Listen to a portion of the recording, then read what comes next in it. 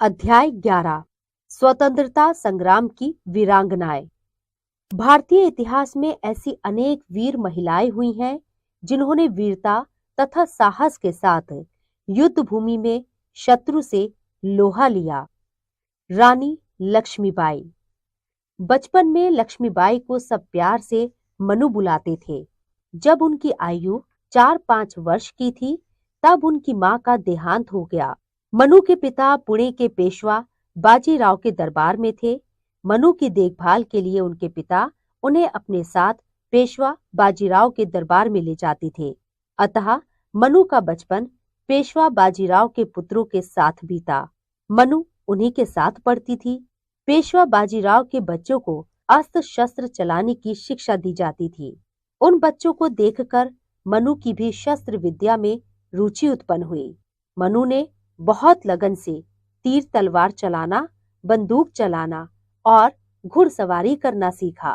घुड़सवारी, तीर तलवार चलाना मनु के प्रिय खेल थे। वे इनमें इतनी निपुण हो गई कि लोग इस नन्ही बालिका को देखकर आश्चर्य करते थे। वह स्वभाव से बहुत चंचल थी। इसी कारण सब प्यार से उन्हें छबीली भी कहते थे। मनु का साहस और कौशल देखकर बाजीराव के पुत्र राणा घुंडू पंत और तात्या टोपे भी आश्चर्यचकित रह जाते। मनु का विवाह झांसी के महाराज गंगाधर राव के साथ हुआ। विवाह के बाद उन्हें रानी लक्ष्मीबाई नाम दिया गया। रानी लक्ष्मीबाई ने किले के अंदर ही व्यायामशाला बनवाई और शस्त्र चलाने तथा घुड़सवारी का अभ्यास करने की व्यवस्था की। रानी के जीवन में बहुत उतार चढ़ाव आए। रानी के एक पुत्र उत्पन्न हुआ, परंतु यह आनंद अल्पकाल तक ही रहा। कुछ महीने बाद ही शिशु की मृत्यु हो गई। जब राजा गंगाधर राव गंभीर रूप से बीमार हुए तो दुर्भाग्य के बादल और भी घने हो गए। उनके जीवित बचने की कोई आशा नहीं थी। दरबार के लोगों की सलाह पर उन्होंने अपने परिवार के 5 वर्षीय बालक को गोद लेकर उसे अपना दत्तक पुत्र बना लिया। बालक का नाम दामोदर राव रखा गया। बालक को गोद लेने के दूसरे दिन ही राजा की मृत्यु हो गई। रानी पर दुखों का पहाड़ टूट पड़ा। इस विपत्ति के समय में झांसी राज्य को कमजोर जानकर अंग्रेजों ने अपनी कूटनीतिक चाल चली। अंग्रेजों ने रानी को पत्र लिखा कि राजा के कोई पुत्र ना होने के कारण झांसी पर अब अंग्रेजों का अधिकार होगा। इस सूचना पर रानी तिलमिला उठी। उन्होंने घोषणा की कि झांसी का स्वतंत्र अस्तित्व है। स्वामी भक्त प्रजा ने भी उनके स्वर में स्वर मिलाकर कहा, हम अपनी झांसी नहीं देंगे। अंग्रेजों ने झांसी पर चढ़ाई कर दी। रानी ने भी युद्ध की पूरी तैयारी की। उन्होंने किले की दीवारों पर तोपें लगवा दी। रानी की कुशल रणनीति और किलेबंदी को देखकर अंग्रेजों ने दांतों तले उंगलियां दबा ली। अंग्रेज सेना ने किले पर चारों ओर से आक्रमण कर दिया। 8 दिन तक घमासान युद्ध हुआ। रानी ने अपने महल के सोने व चांदी के सामान भी तोप के गोले बनाने के लिए दे दिए। रानी ने संकल्प किया कि वे अंतिम सांस तक झांसी के किले पर अंग्रेजों का झंडा नहीं फहराने देंगी।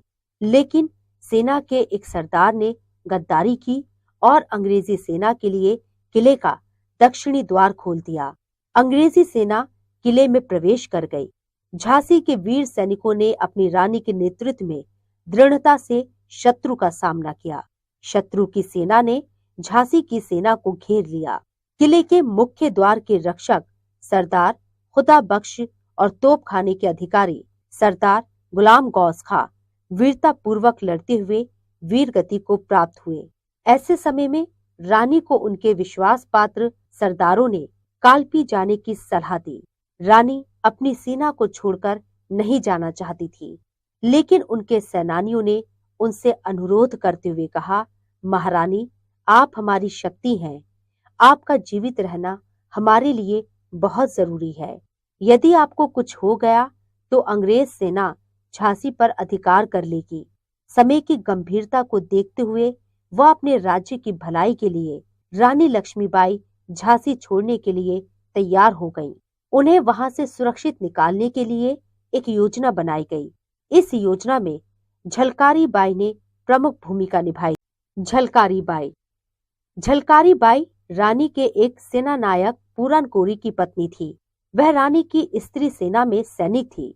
वह रानी की अंतरंग सखी होने के साथ साथ रानी की हमशक्ल भी थी। अपने प्राणों की चिंता किए बिना जिस प्रकार उसने रानी की रक्षा की, यह अपने में एक अद्भुत कहानी है। रानी उसकी बुद्धिमत्ता एवं कार्य क्षमता से इतनी प्रभावित हुई कि उन्होंने झलकारी बाई को शस्त्र संचालन तथा घुड़सवारी का प्रशिक्षण दिलाकर उसे सैन्य संचालन में दक्ष कर लिया। झलकारी बाई रानी के प्रति पूर्णतः समर्पित थी। उसमें देश प्रेम की भावना कूट कूट कर भरी थी।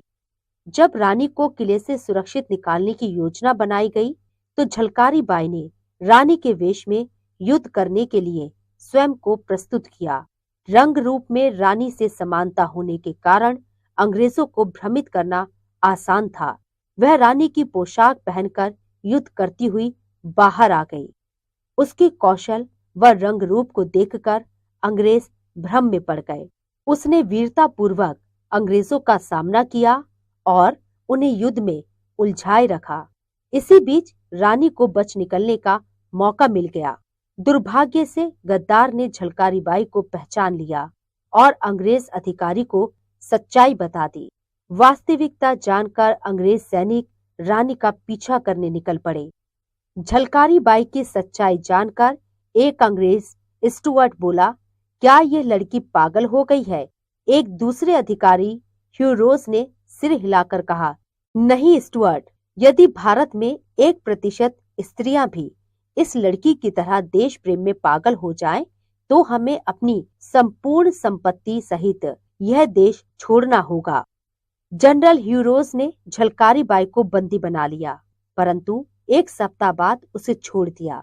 अपनी मातृभूमि एवं महारानी लक्ष्मीबाई की रक्षा के लिए अपने प्राणों की बाजी लगाने वाली झलकारी बाई अपने शौर्य एवं वीरता के कारण देशवासियों के लिए आदर्श बन गई। उधर झांसी छोड़ने के बाद रानी अपने कुछ सैनिकों के साथ अपना घोड़ा कालपी की तरफ दौड़ा रही थी। उनका पीछा करने वाले सैनिकों ने रानी को देखते ही उन पर गोलियां चलानी शुरू कर दी। एक गोली रानी की जांघ में लग गई। उनकी गति मंद पड़ते ही अंग्रेज सैनिकों ने उन्हें घेर लिया। दोनों दलों में भयंकर संघर्ष हुआ। रानी घायल और थकी हुई थी, परंतु उनकी वीरता और साहस में कोई कमी नहीं आई थी। रानी को विवशतावश युद्ध क्षेत्र छोड़ना पड़ा, किंतु हर पल उन्हें अपने साथियों और सैनिकों की सुरक्षा की चिंता थी।